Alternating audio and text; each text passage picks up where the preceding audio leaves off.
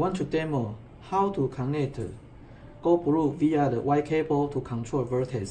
It's very easy. Just connect the label PC USB connected to GoBlue and plug into PSU, then plug power.